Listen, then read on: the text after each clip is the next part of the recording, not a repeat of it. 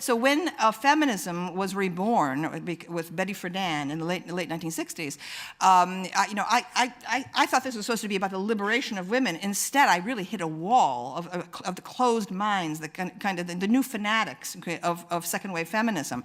I had already signaled my revolt by my passion for Amelia Earhart, okay, when I was in high school in the early 1960s. Through Amelia Earhart, who I learned about through some newspaper article, they found some bones, which turned out not to be hers after all. The eternal mystery of what happened to Amelia Earhart. But through my 3-year research project into Amelia Earhart in the early 1960s, I learned about that wonderful period following the women gaining the right to vote in both Britain and the United States.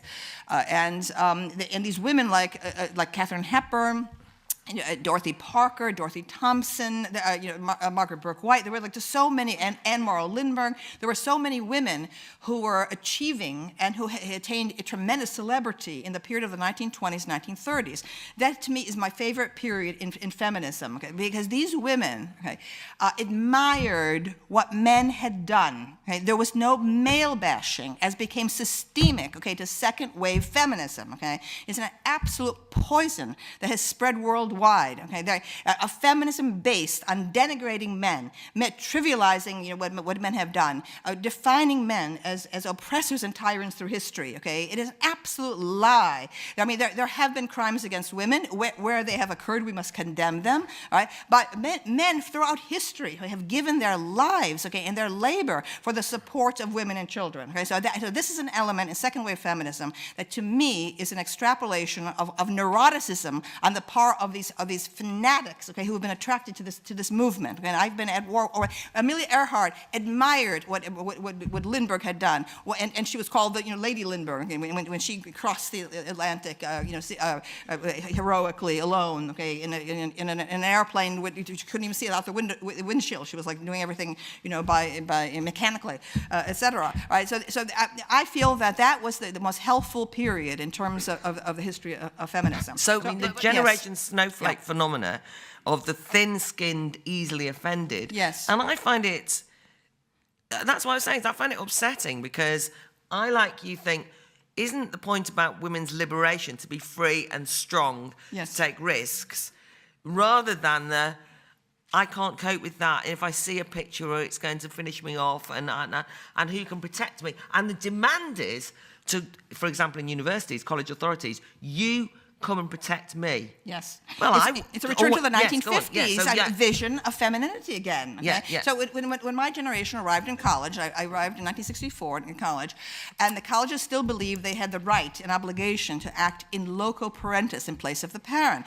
Therefore, the women's dormitories, women were compelled to sign in at 11 o'clock at night, so we were safely inside. The men could run free, for the whole night. We're the ones who said, get out of our private lives. And the colleges said, no, the world is dangerous. We must protect you against rape. And what my generation said was, give us the freedom to risk rape. That is true adulthood, okay, for women. And now everything has regressed. And I do believe it's because nothing has really happened, okay, to this generation. They have not had that initial experience that my generation did of war, and there's so that I think it's a result of the world of social media also, where people feel they have so many friends, okay, and they want a sense that reality is comforting them and cushioning them and so on. I think there's a great anxiety and a sort of weakness of outline of the personalities of young people. They do, to me, look like as an experienced classroom teacher of 45 years.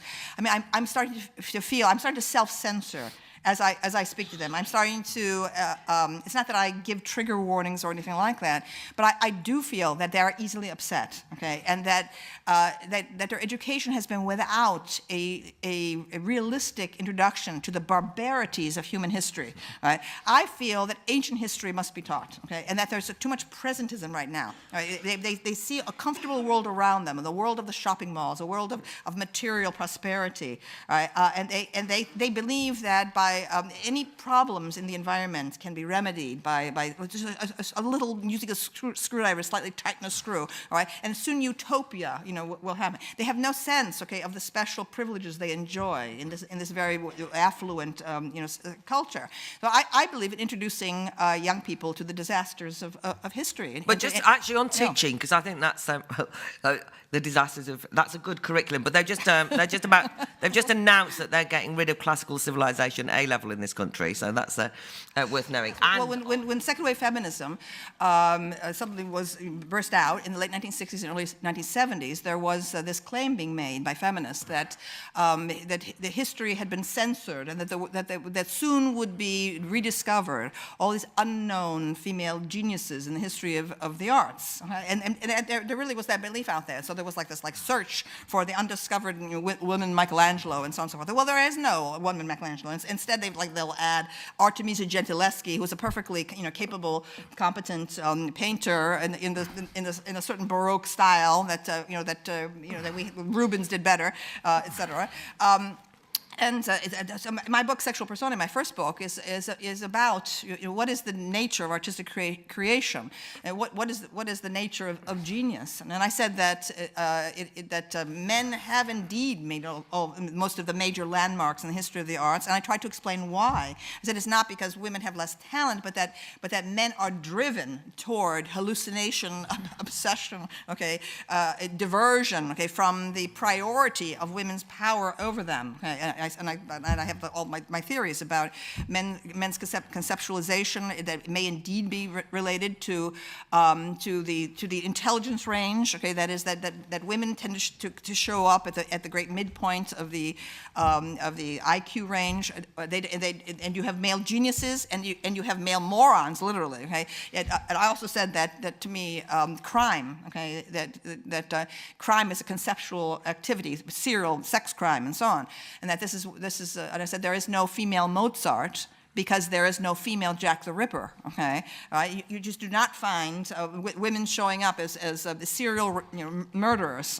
So I think that the ideation is one of the products of the male mind. And I've seen many talented women. I knew many extremely competent and promising women, but what they lacked was the power of obsession. There are very few female obsessives. I think I'm one. And so on. But so I'm kind of I'm an odd sport. But I do feel I'm in between the genders.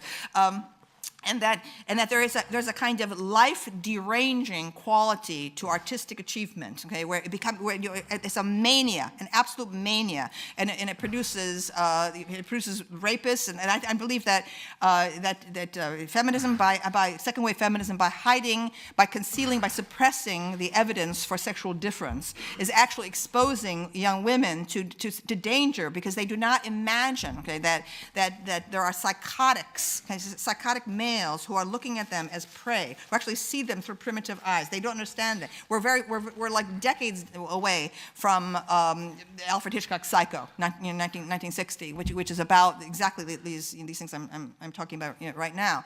So I think that there are tremendous sexual differences based in hormones, based in biology, that need to be brought into the gender studies curriculum, that are now erased from it. Gender roles are now being maintained as fictive constructs, the result of environmental pressures and so on. God, I dare I disagree, but I'm going to disagree slightly, because I actually found that everyone's obsessed with the idea of the male gaze and they're all psychos. Oh, the male gaze. I mean, I know, but what I'm saying is this. Well, you can do, because my fear is that that a lot of women that I talk to imagine, or the description is such that every man is potentially looking at you with the view of of kind of abusing you in some fashion. I mean, there's no idea that you can be looked at in any admiring way, which is one thing I know that you've talked about and written about over the years.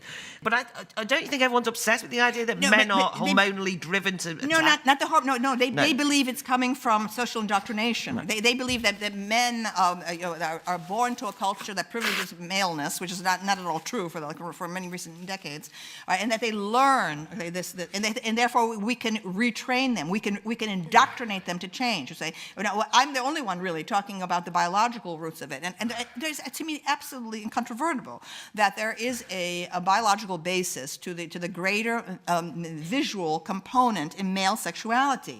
All right? There are brain differences here. Okay?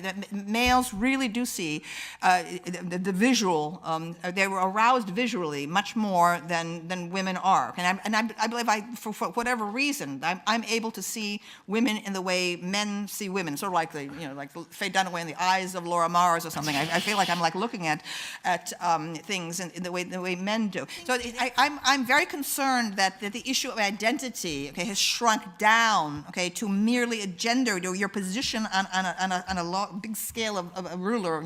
There's a tiny little infinitesimal gradations of gender, and has shrunk to the body itself, okay, and management of the body. And that is a sad consequence.